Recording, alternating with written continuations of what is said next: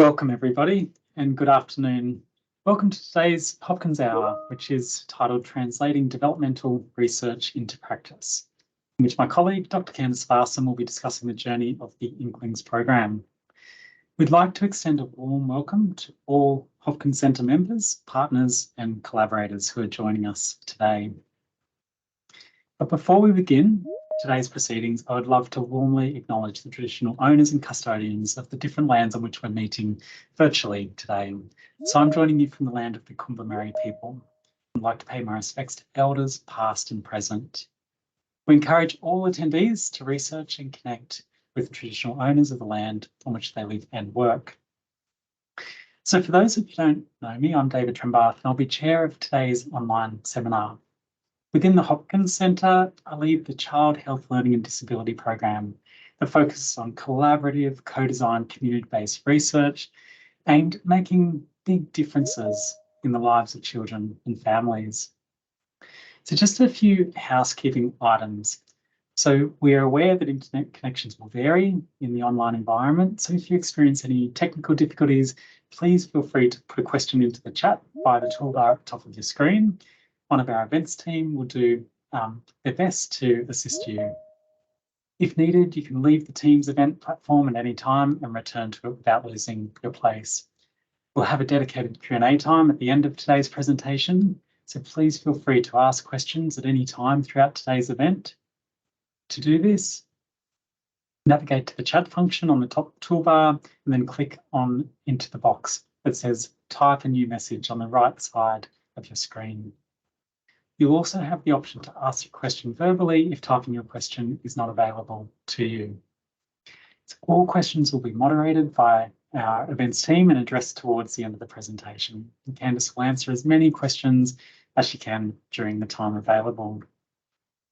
All right, so now it's my pleasure to introduce Dr. Kandice Varcin, who will be your presenter for today.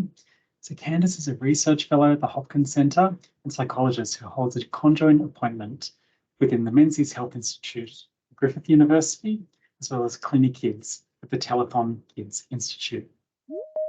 Kandice's work spans experimental research, clinical trials, and policy-relevant applied research in the field of autism, specialising in diagnostic assessments for very young children, with a particular interest in the evaluation and translation of evidence-based therapies and supports for children on the autism spectrum and their families. Kandice's research aims to bridge the research to practice gap so that children and families can more readily access supports that they want and that they are likely to benefit from. Kandice also played a leading role in the creation of Australia's first national practice guideline for supporting autistic children and their families, which is available online. Our events team will put a link to that into the chat now for those who are interested. So without further ado, I warmly welcome Kandice and hand over to you. Thank you, Kandice. Thank you, David, and to the Hopkins Centre for the invitation to present some of my work today, and for everyone attending, giving up some of your valuable time to listen and be here. It's really great to have this opportunity to present some of our work in the early child development space, since this is a new stream in the Hopkins Centre work. So, it was really lovely to sit down in preparing this talk and think about how this work really aligns with the broader work of the Hopkins Centre.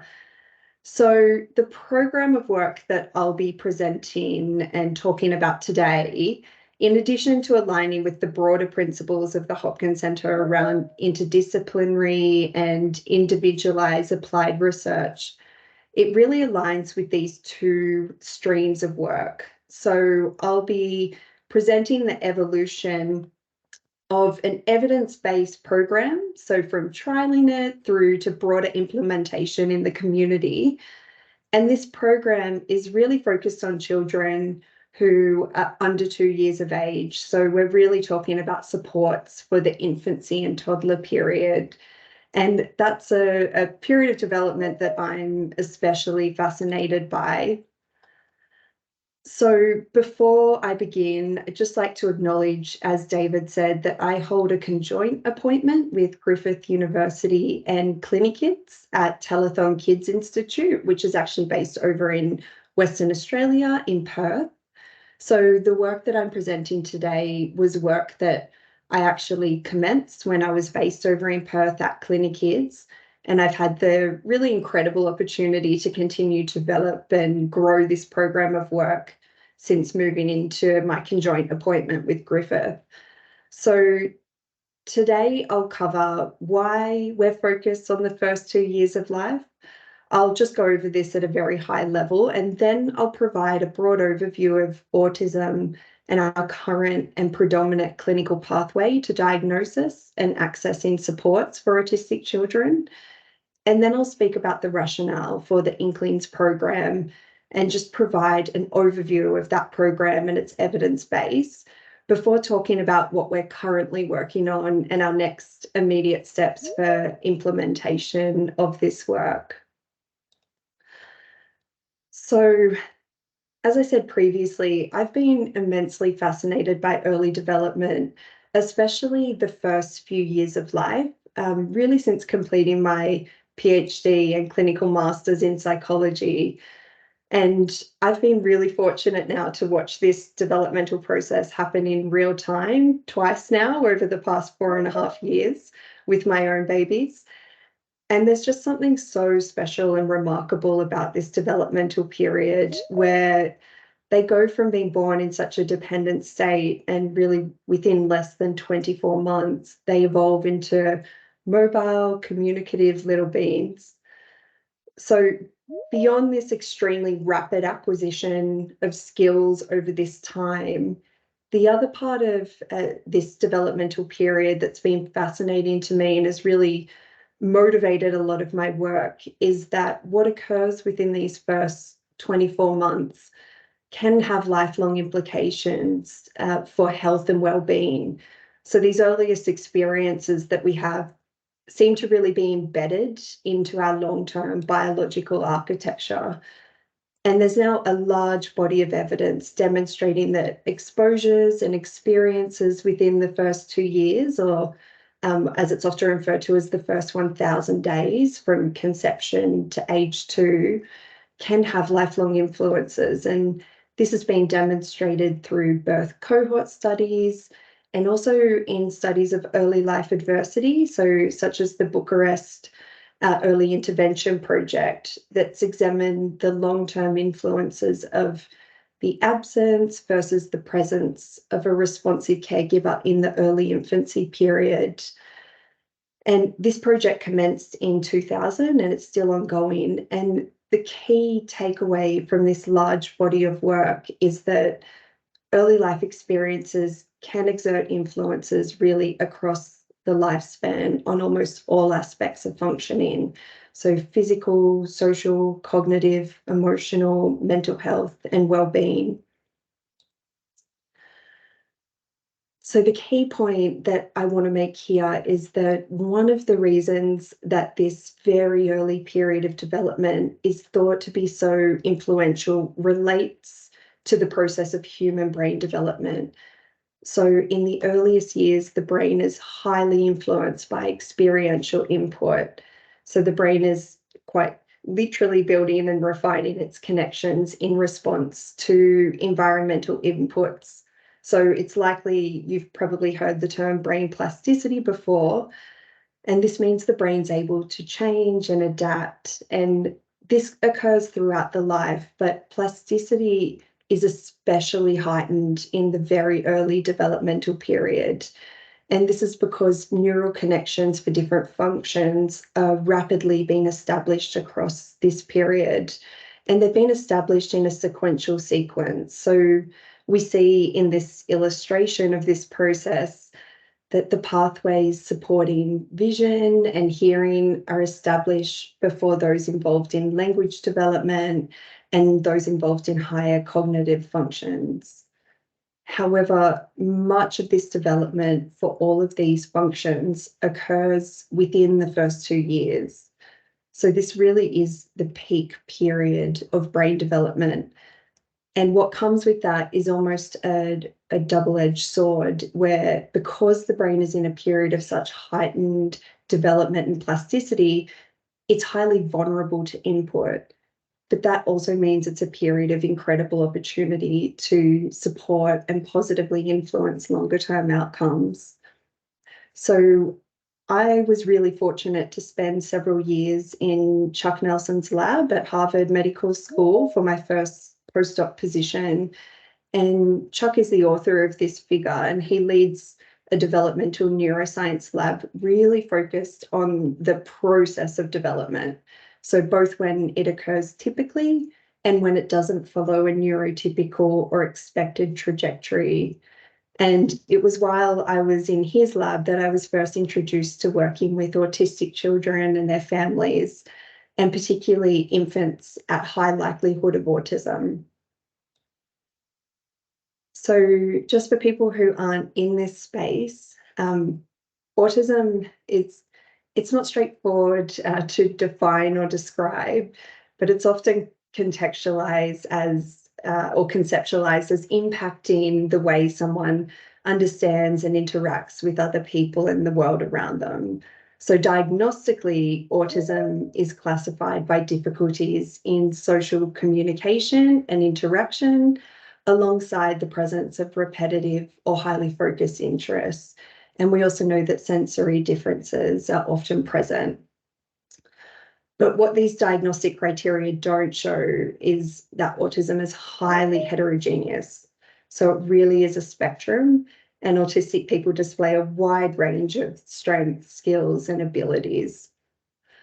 So, every autistic person has a different profile, but some examples of common autistic strengths lie in visual perception, attention to detail, creativity, and artistic abilities.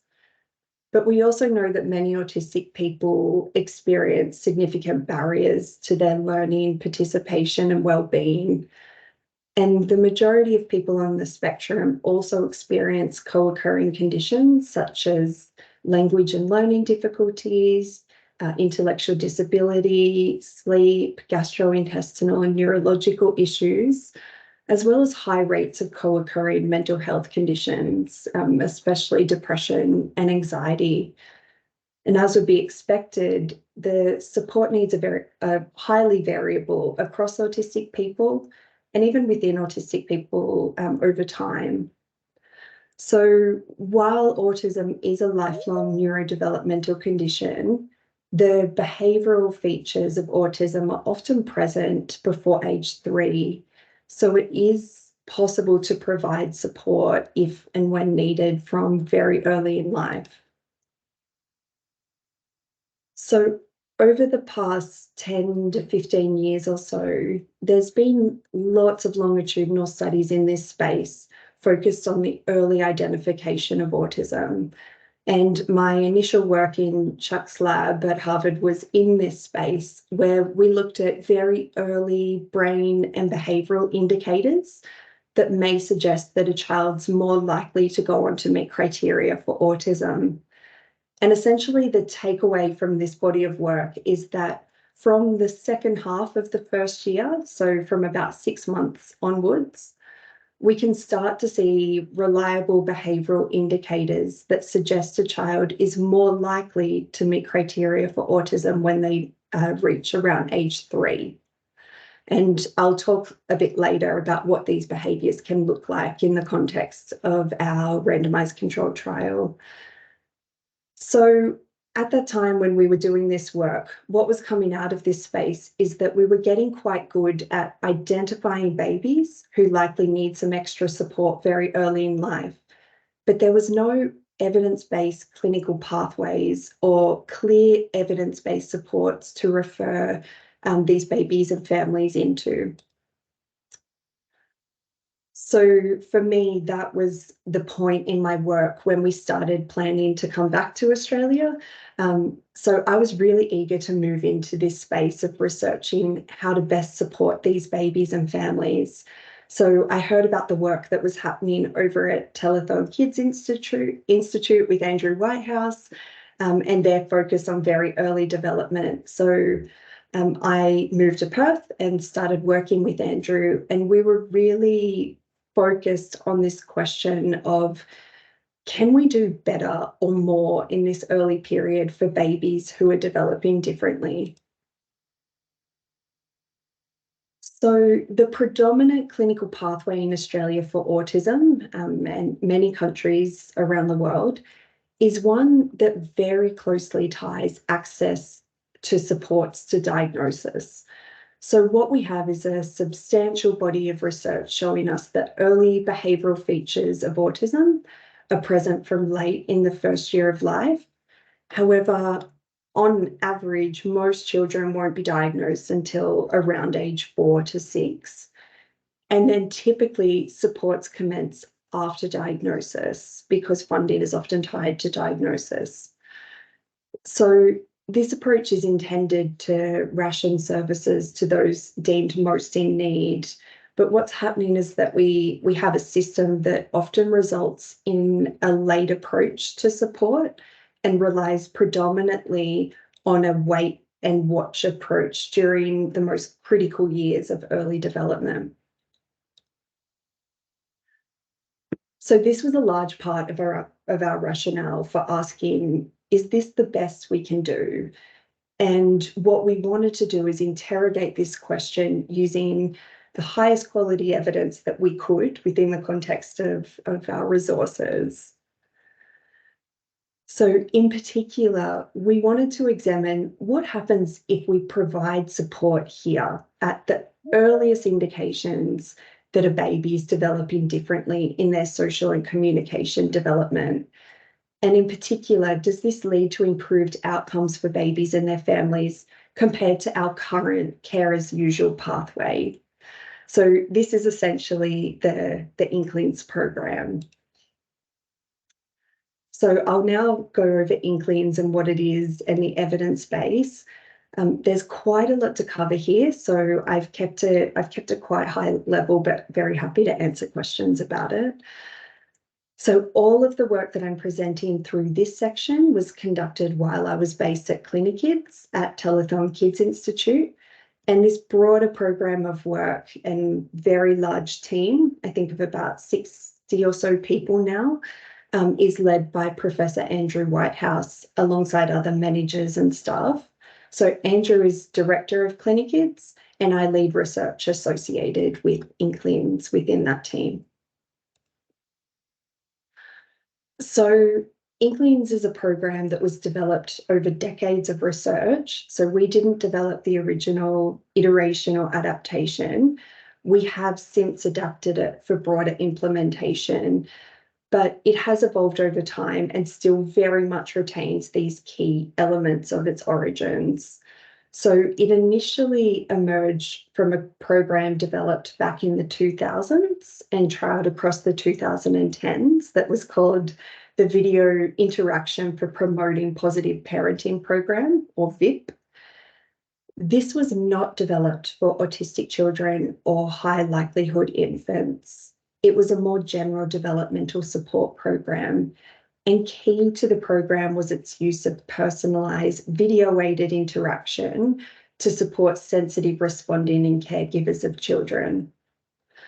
Because VIP had a strong evidence base, Professor Jonathan Green's group at the University of Manchester, along with the BASIS network, which is a group of researchers conducting work with infants at high likelihood of autism in the UK, they adapted the VIP program for infancy and for infants at high likelihood of autism, and they named it iBasis VIP.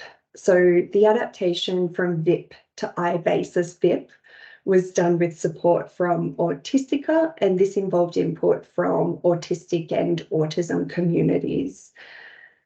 We then conducted our own clinical trial of iBasis VIP here in Australia, which I'll speak to shortly. And it's only been since our trial outcomes and with the move to implementation that it's been rebranded to Inklings. So when I talk next about the trial outcomes and referring to the program, In all of our research literature and in our trial, it was referred to as I-basis BIP. So Inklings is intended for caregivers of babies aged 6 to 18 months. The program itself only runs for about 5 months, so it isn't intended to be delivered over that whole period. It's just intended to commence sometime within that developmental period when a need is identified. And the program is caregiver mediated, so it focuses on the transfer of knowledge and skills to the caregivers so that they can then use that knowledge and skills in everyday interaction with their own baby. So the practitioner only ever works with the caregiver, they don't work directly with the baby. And to do that, the program uses video feedback. So what this means is that sessions involve taking a short video of the caregiver and the baby interacting, like what's depicted here in this picture. And then the caregiver sits with the Inklings practitioner and they review the video footage to help the parent to better understand how their baby communicates their thoughts, feelings, intentions, and how the caregiver can respond to their baby in play and everyday routines like feeding and nappy changes to really nurture the social environment around the baby. So the program really focuses on supporting the caregiver to adapt their communication and their responses to the baby rather than directly trying to change the baby's responses. And this is all to allow more opportunities for this critical back and forth serve and return style interactions that we know are crucial to early social and communication development for all children. So the program is highly individualized to each caregiver and their baby's unique interaction style. And the program also takes a strengths-focused approach and a neurodiversity affirming approach in that it focuses on supporting caregivers to understand the unique abilities and skills of their baby and how they can best interact to help their baby feel perceived and understood. So the entire program is made up of 10 one-hour sessions that are delivered fortnightly in either the home or a clinic. So it's not particularly high intensity. So just to give you an example of the type of serve and return style interactions that the program intends to support, this graphic here on the left is an example from our training program where the baby may use a verbal or non-verbal communication to communicate something. The parent identifies that and responds sensitively to show that they've understood, which then leads the baby to be more likely to respond back. So the baby serves, the parent returns, and the baby maintains that interaction. So what I have here is an example of a 3-month-old baby and her mother engaging in this style of interaction. 3 months is much younger than what we would intend Inklings, or than we would ever deliver Inklings. We don't have the evidence for it to this young. And I am cheating a little bit because this is actually one of our Inklings trainers who had a baby and then started using the Inklings principles from birth. So I just wanted to show you what these look like because they can seem so fleeting and minor in practice, but developmental research shows us that these back and forth serve and return exchanges are amongst the most influential experiences on brain development in this period. So what we're really watching here is this back and forth exchange. Oh, oh, really? Oh, cool. Yeah. Oh. Oh, this is funny, was it?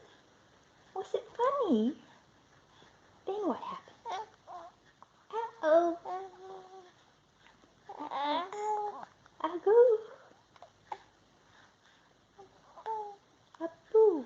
Is that what happened?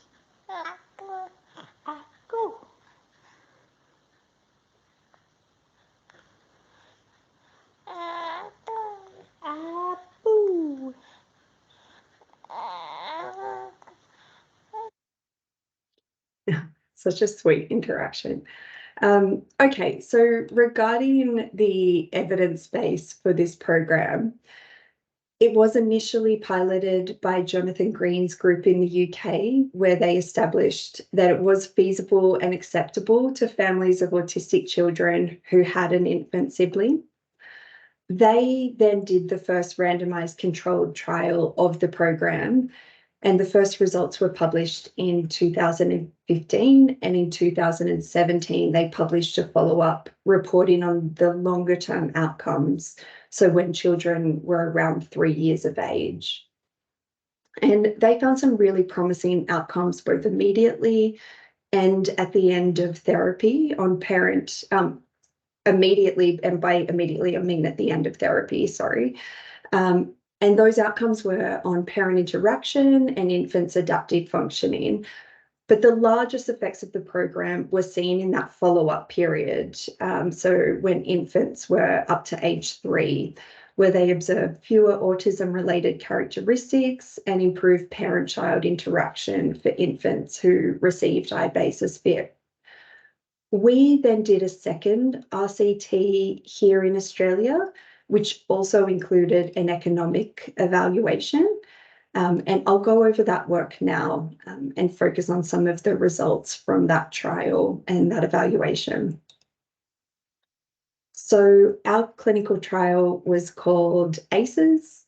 This was a multi-site randomized controlled trial where we had multiple partnerships and collaborators. So we coordinated the trial out of Perth. However, we had another trial site in Melbourne at La Trobe University where they were seeing infants and families as well.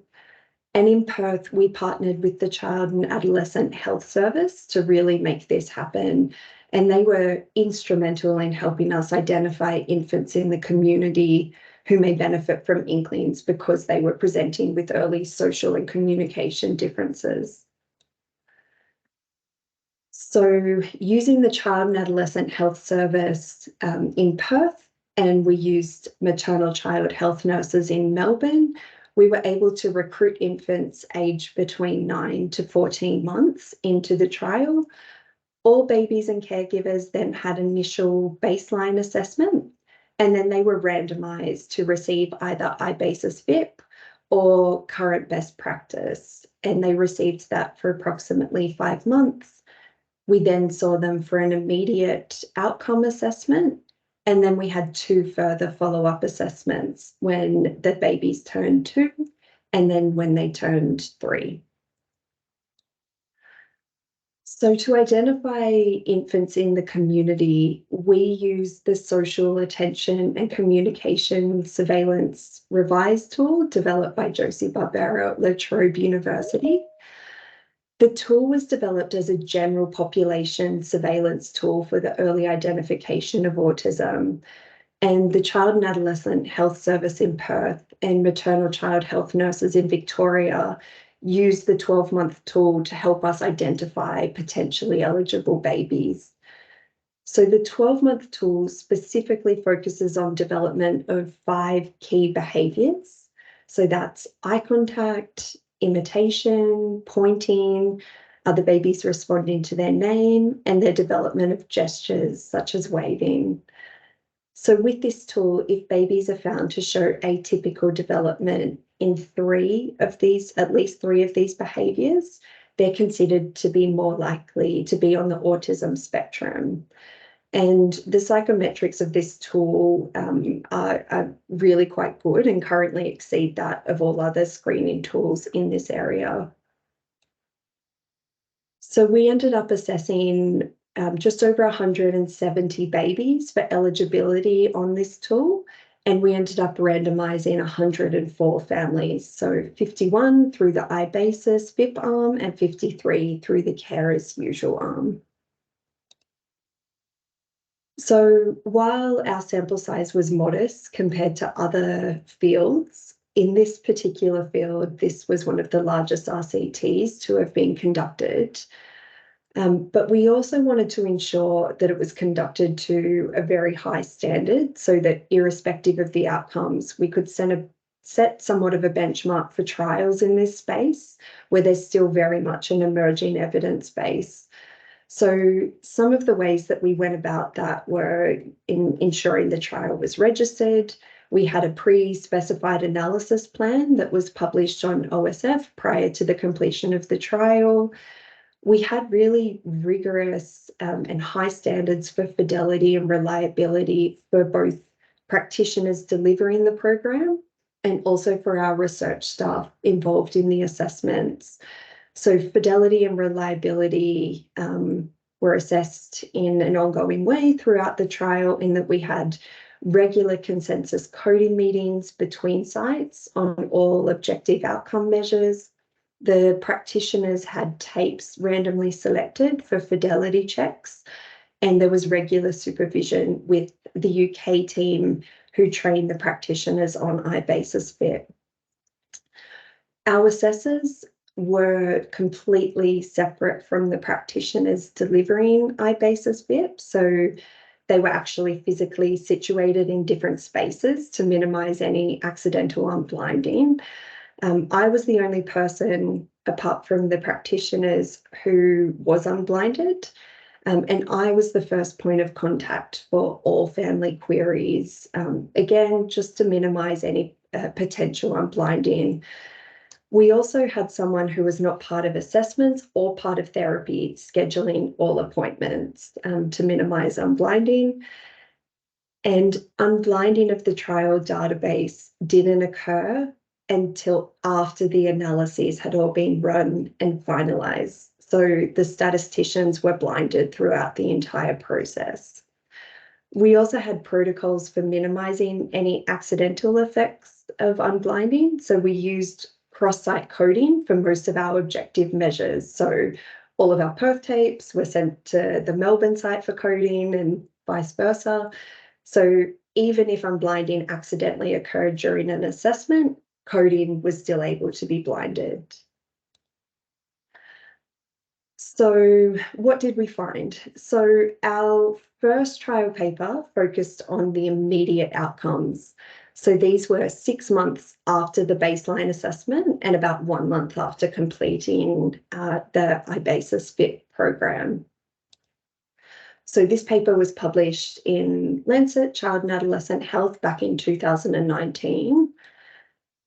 And overall, the immediate trial outcomes were quite underwhelming.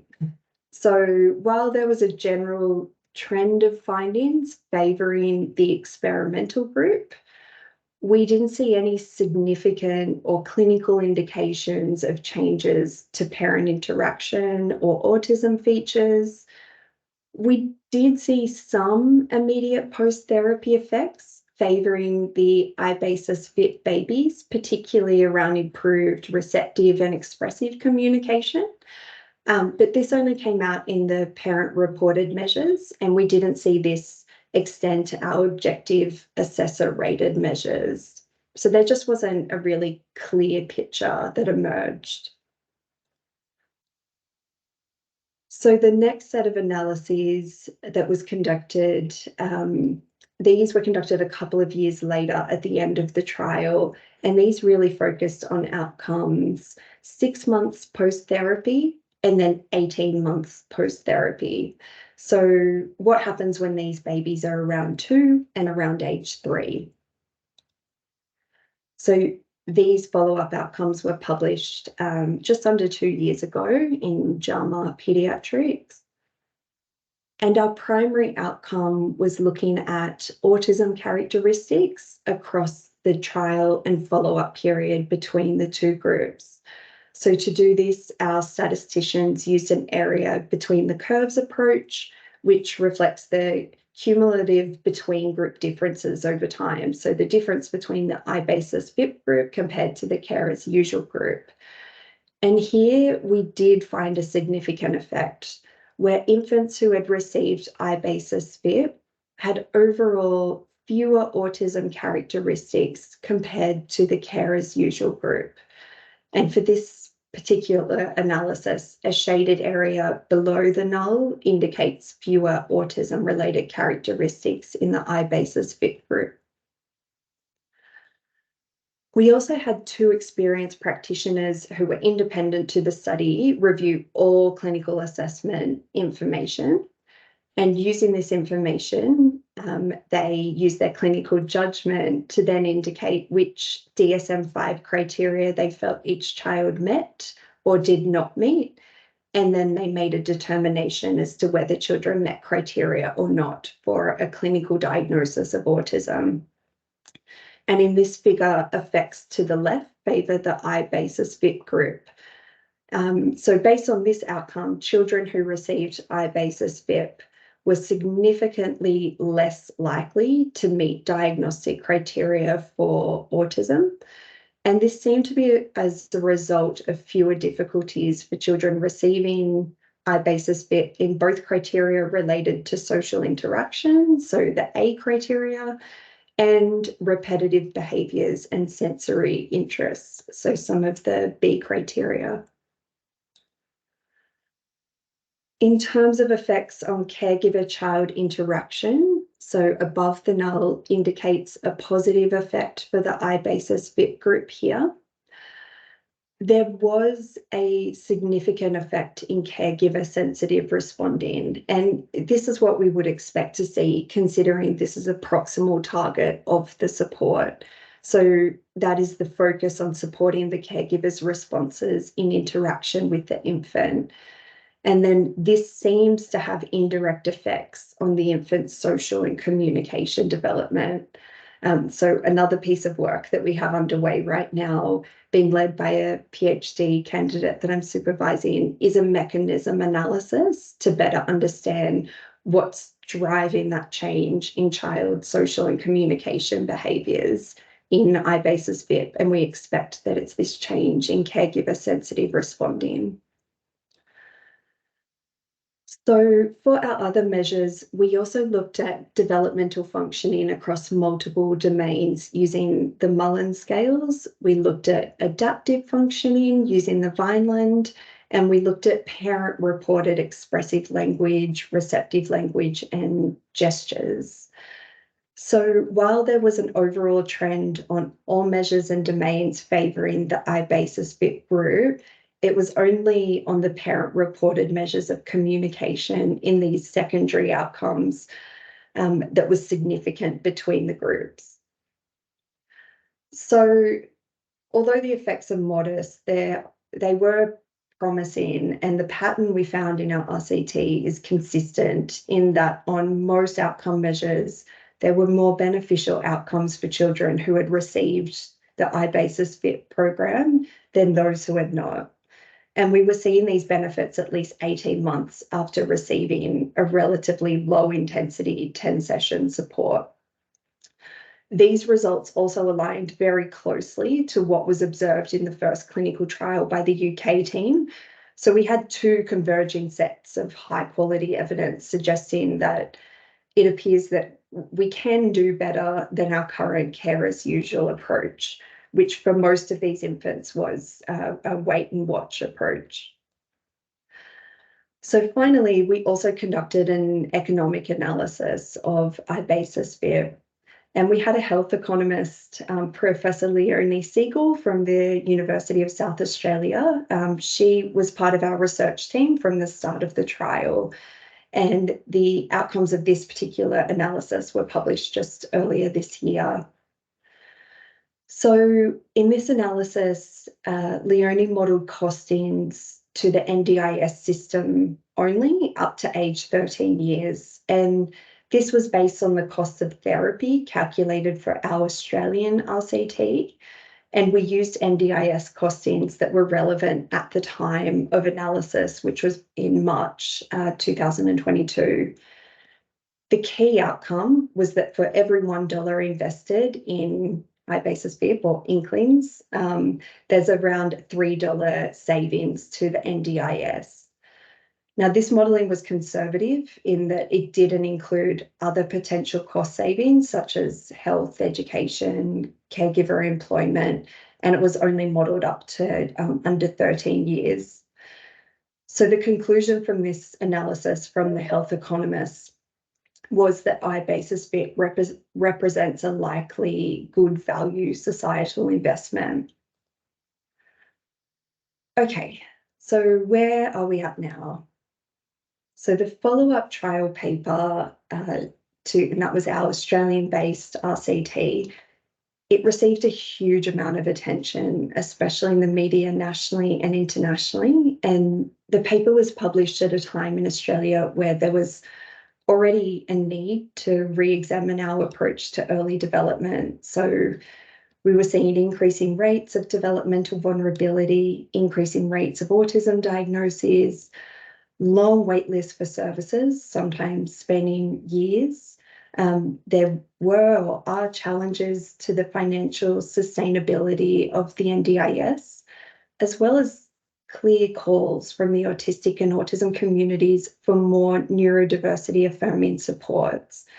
And this is represented in our national guideline for supporting autistic children and their families.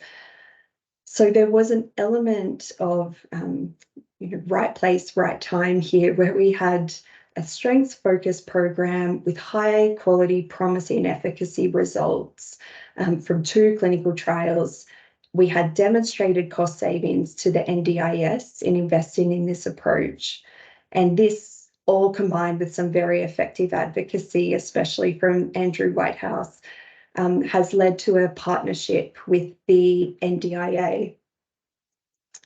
So Minister Shorten announced in his press club address in April this year that the NDIA were supporting a pilot of the Inklings Program, initially starting in the state of Western Australia.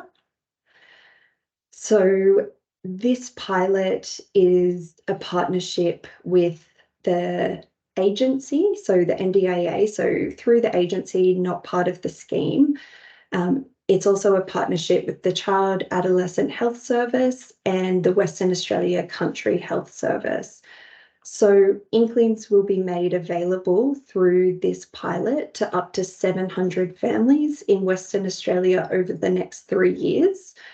And it's quite an innovative model that's been piloted in that babies aged between 6 to 18 months will be screened using existing WA state-based services, and then potentially eligible families will be referred to therapy services who can deliver Inklings. So we're setting up for this now, and we're on track to commence later this year. And I think what's been really innovative and exciting about this is the support at this level for an evidence-based preemptive program commencing in this very early and critical developmental period. So it really feels like there's a shift from our traditional wait and watch model to this identify and act approach. The other project that we're contracted to deliver with the NDIA is our Aboriginal Consultation project. So for this project, we've been given 12 months to consult with Aboriginal families, service providers, communities, and especially those in regional and remote areas in Western Australia, to learn about needs and priorities for supporting Aboriginal babies and their families in this period.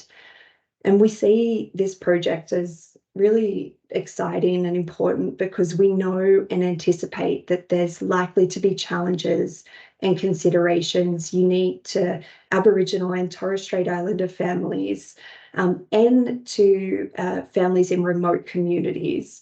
And we need to consult and learn what these are and how we can help best address these to make sure that these babies and families all around Western Australia and then hopefully Australia have access to early support if they want and need it. And through this consultation project, we're able to explore if Inklings aligns with these priorities of Aboriginal families and communities, or if not, work together to identify what would be preferred.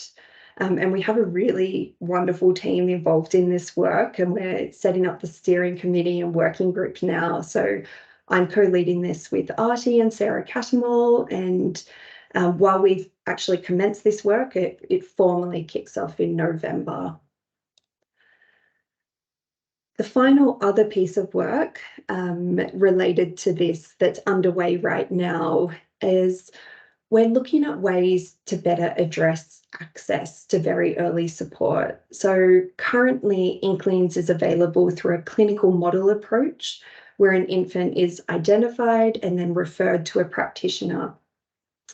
We've partnered with a really wonderful philanthropic organisation based here in southeast Queensland, the Bryan Foundation, to initially explore alternate delivery models for Inklings in Queensland. So outside of that traditional clinical pathway or model that it operates within.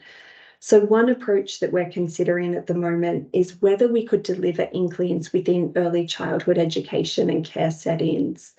And there's lots of reasons for this. We're trying to capture infants at an age where they're still very young and social and communication delays can be missed or overlooked.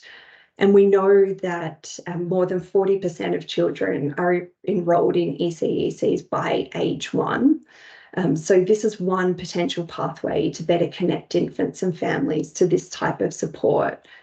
So this work is underway, and initially we're conducting a 6-month scoping project to look at the feasibility of this and really understand barriers and facilitators to this approach.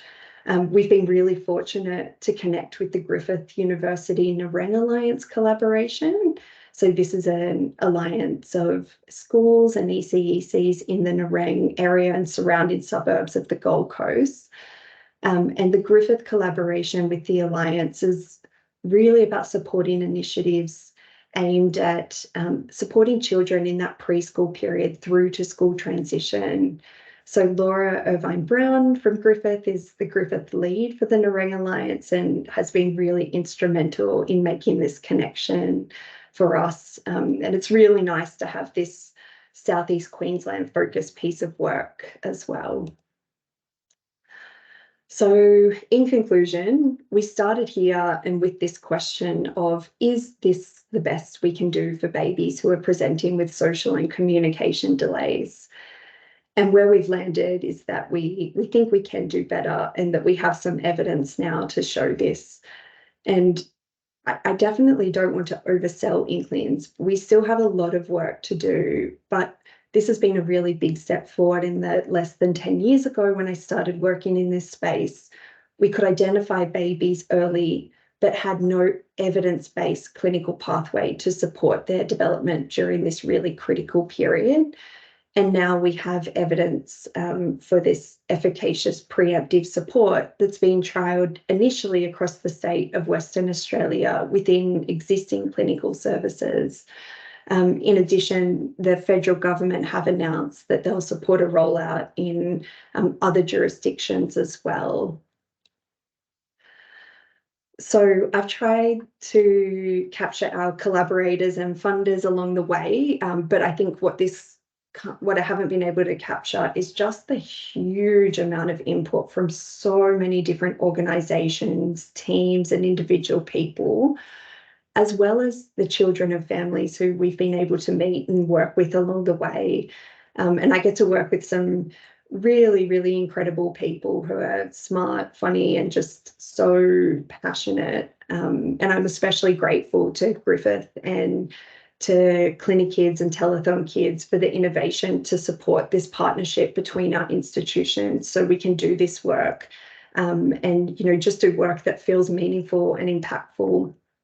And for me personally, Andrew and David have been such huge supporters and mentors to me in moving into this translational and policy relevant applied space. And I'm just really grateful for their patience and guidance. So I'm going to stop there, and so we have time to go to questions. Thank you.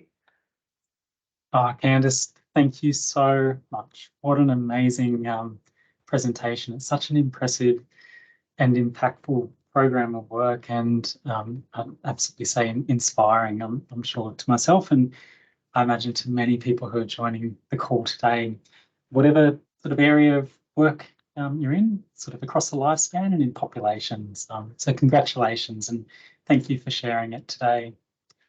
We have some comments coming through, and please also people feel welcome to raise your hand as well if you'd like to ask Kandice a question or make a comment.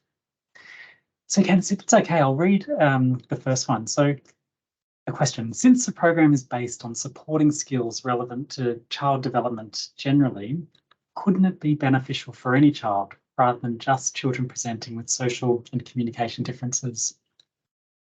Yeah, thank you for that question. So that has actually come up quite a bit for us recently, where we've been approached by a number of organisations and research groups to suggest, instead of this sort of tier 2 approach that we take at the moment, which is offering Inklings only to those children who present with clear social and communication differences, could we take a more universal approach and offer it generally?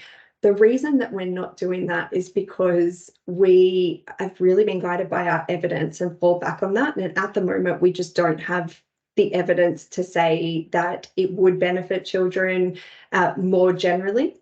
So while we expect that there would be benefit there, I think what we'd love to do is really go through that phased approach of being able to show that these are the clear benefits. And so there's ways that we're considering doing that at the moment.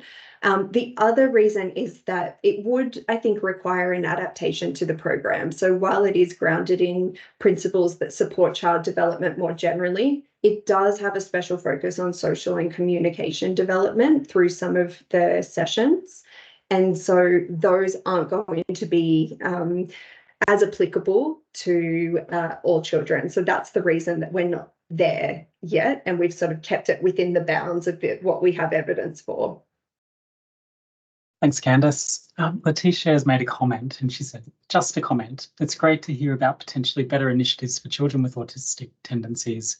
Most of us know at least one family in this life-changing situation. Yeah, thank you. Another guest says, how can parents with concerns about their child's development sign up or participate in the program?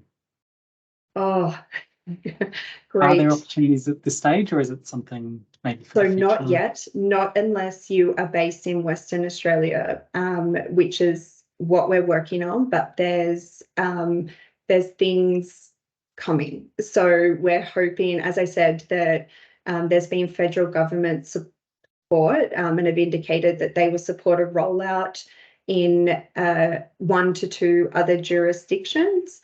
There's also over the weekend, the South Australian Royal Commission for Early Childhood released their report, which was chaired by Julia Gillard, and one of the recommendations in there suggested that they work with the Commonwealth to pilot Inklings or to make Inklings available. So we're very much hoping that we might see it made available outside of just Western Australia soon. Thanks, Kandice. And I think you've just answered the follow-up question. What's next for Inklings? Is there a plan for this program to go or grow further? I want to zoom out a little bit. I'm thinking about the broader audience within Hopkins. And one of the things that struck me early in your presentation is you talked about this idea of the wait and watch kind of paradigm and the shift that you looked to, I guess, achieve there. Based on your experience and the team's experience over these years, I guess what are some of the challenges, but also the opportunities that come with trying to change a paradigm, a way of thinking about disability and supports and so forth? So I think there's a lot to there, but I think some of it has been with regards to the evidence is often ahead of the system. And I guess a big thing that we found is having to show the evidence and produce that evidence and have it available and to put it out there. And I think we've experienced this with the national guidelines and the development of national guidelines, where there's been a very clear message that supports should be made available on the basis of need rather than on the basis of diagnosis. But our system doesn't always work that way. And so much of access is tied to funding and this type of thing. So, you know, it's been very much a learning experience for me because I've been so comfortable in that research space. But now once we move into implementation, we're having to bring in and have conversations with, you know, agencies and talk about funding mechanisms and sustainability and this type of thing. So I think I'm not directly answering your question, but I think what has helped lead to the shift in this case is being able to have that really high quality evidence to fall back on, and also just having people like Andrew, especially be in the room and to have these conversations and really to advocate and to put that evidence at the fore in all of these conversations. Amazing. Thanks, Kandice. Maybe one final question for me, if that's okay, unless there are others come through, as we're very close to time. But, you know, within Hopkins, there's such a strong focus on, you know, developing supports that people want and that work. And way to do that, or a big part of that, is working with the people whose life, you know, it plans to affect.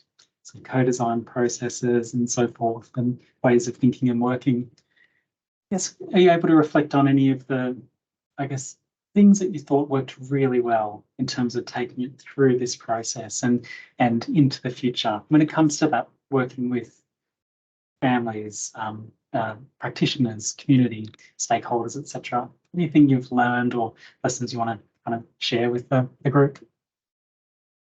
So I think absolutely what we have learned is starting locally. So just building those relationships with the health services and with, like I said, this really, especially from our Perth site, the trial was able to be successful because we worked so closely with the Child Adolescent Health Service. So we went out to and visited every child health nurse in the Perth metro area and spoke about what we were doing. And those relationships, they were so critical, not just in helping support referral to the trial, but in us understanding need as well. They have the most insight into how this would work or not.